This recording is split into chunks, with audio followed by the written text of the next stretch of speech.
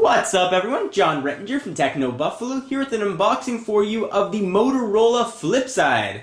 Let's go ahead and see if this guy's worth your hard-earned 99 bucks.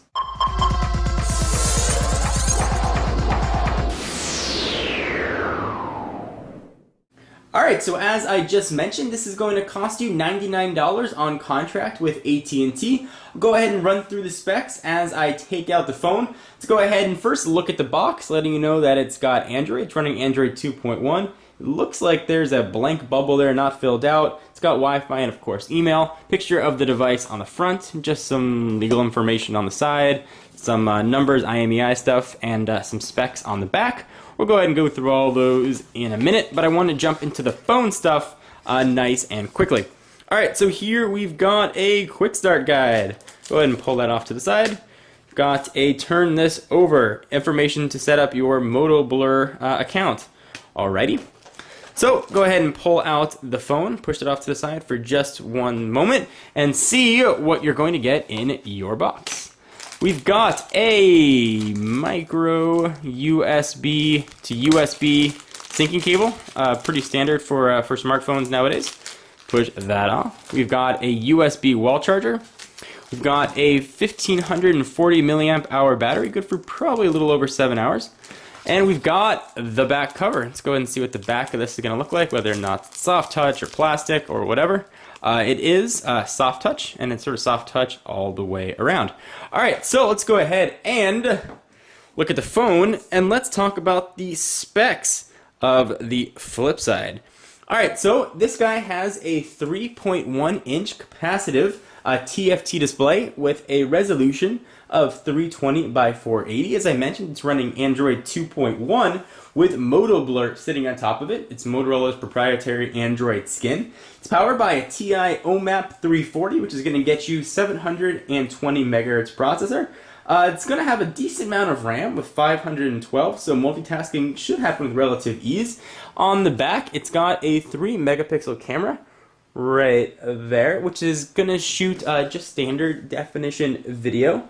It does have flash light. Again, not the thing you use in a blackout, but the way you can view flash content on your phone. It doesn't have flash 10.1 support because it's not an Android 2.2 device. And again, it's got a 1540 milliamp hour battery. So it's sort of a unique phone. Let's look at it real quickly, and I'll pop the battery in and see if we can get it to turn on. You've got 4 capacitive buttons here, and sometimes on Moto Blur devices you only get 3, and you don't have that search button, so I am happy that Motorola included that here. What's sort of unique about this phone is this huge touch navigation. So a lot of Android phones are foregoing whether or not it's a scroll ball or foregoing a D-pad. Motorola's sort of taken a different approach here with the FLIPSIDE and put in this very spacious touch navigation pad. We'll touch on how that works in the review and whether or not it's worth the smaller screen size, or sort of you wish you'd rather have a larger screen with the capacitive button sort of in typical array across the bottom. So it's called the FLIPSIDE, sort of like its cousins, the back flip and the flip out, because it sort of flips out to the side. I guess it's more of a sliding mechanism, but it does have a very nice full QWERTY keyboard. The keys are a bit rubberized. There's not that much key throw to them because it is a slider. You can see they're relatively flat, but the keys are nicely spaced out. There's no problem really hitting the top row if you're worrying about your finger hitting it. Oftentimes sliders, that is a problem. It's got a very large spacebar key, function key right there. There's a dedicated row for numbers. They're sort of inlaid on the top row of keys. You've got a enter and return, and again, big spacebar, and you have a 4-way D-pad. So continuing our tour here, on the left-hand side of the device, we've got just your charging port. On the right-hand side, we've got a volume rocker up and down and a camera button. On the bottom, just a microphone. Top, 3.5mm headset jack, and the power and lock button. I'm going to go ahead and pop in the battery and see what this thing can do. It's also going to come bundled with a 2 gig SanDisk card. It's probably going to ask me to set up a Moto Blur account, but let's go ahead and check it out anyway. Pop in the battery here and see what we've got going on. So they're not going to pop a SIM card in yet, but when I do test this phone for my full review, I'll do my typical sort of array of tests. So I'll do sort of 20 calls in different areas to gauge signal strength and whether or not there are any sort of dropped call issues. I found recent Motorola devices to actually be relatively strong in that department. So I'll go ahead and put the back on. This is always sort of a struggle to see if I can do this the first time or not. Let's see if it just snaps in, which it looks like it does. Sort of a snap and slide. So there is the whole phone with the back sort of on. See if that's going to slide off. Nope, back is on. So let me do a real quick size comparison for you so you can see how big this device is going to be and whether or not it's the right one for you. This is more of a mid-range Android handset, certainly slated below AT&T's Galaxy S series of phones. So first, let's bring in its AT&T stablemate. Here is the iPhone 4. You can see what they look like next to each other, stacked. The FLIPSIDE actually is a relatively thin phone, despite having a full QWERTY keyboard. Let's go ahead and bring in a few other devices for comparison purposes. Here is the Palm Pre 2 with a sort of a downward sliding QWERTY mechanism. You can go ahead and stack all these guys and make a smartphone sandwich. You can see sort of how thick those are.